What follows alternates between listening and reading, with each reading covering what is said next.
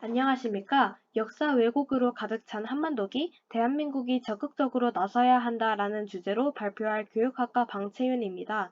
이번 시간에는 대한민국 영토임에도 불구하고 역사 왜곡 때문에 한반도기에 표시하지 못하는 영토에 관해 이야기하도록 하겠습니다.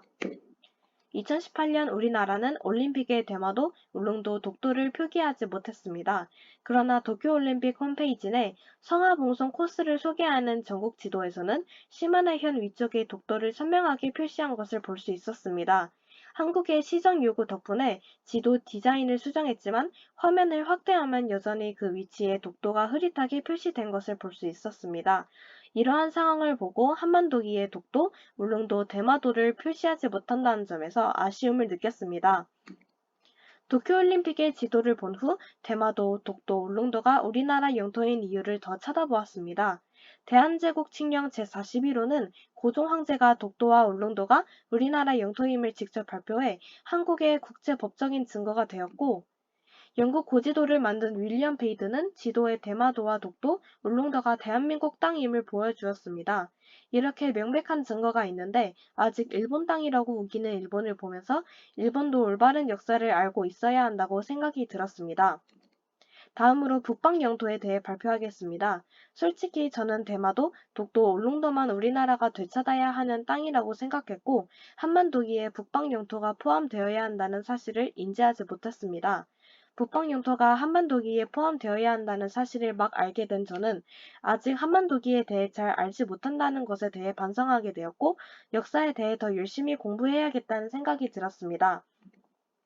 간도 지역에 대해 요약해보자면 조선은 토문강을 만주 숭화강의 한 부분이라고 주장하지만 청나라는 두만강이라고 주장해 합의를 보지 못했고 결론이 나지 않은 채 세월이 흐르다가 대한민국 외교권을 강제로 빼앗은 일본이 청나라로부터 만주 지역의 철도 이권을 얻는 대신 간도를 넘겨주었습니다.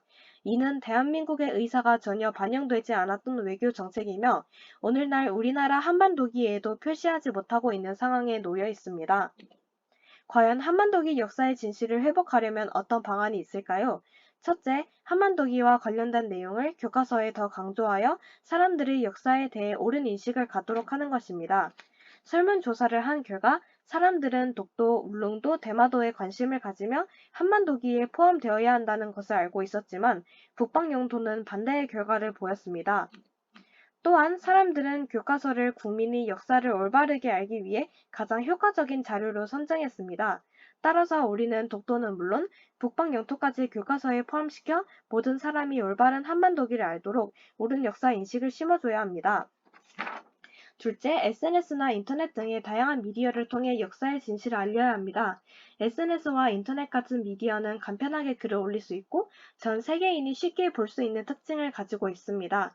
따라서 옳지 않은 역사 왜곡을 빠른 시간에 바로잡을 좋을 기회가 될 것입니다. 저 또한 한반도기 문제 있다 영상을 보고 한반도기와 관련된 옳은 역사를 SNS에 올려 많은 사람이 옳은 한반도기를 알도록 유도하였습니다. 우리나라는 다양한 방안을 적극적으로 실천하여 한반도기와 관련된 역사의 진실을 회복해야 합니다. 우리나라가 한반도기에 이 영토를 넣지 않은 시간이 길어질수록 역사가 왜곡되는 시간이 길어질 것이고 일본과 중국은 현재 한반도기에 포함되어 있지 않은 영토를 자기네 영토라고 우길 것입니다. 머지않은 미래에는 한반도기의 진실된 역사를 널리 알려 역사 왜곡을 바로잡길 희망합니다. 감사합니다.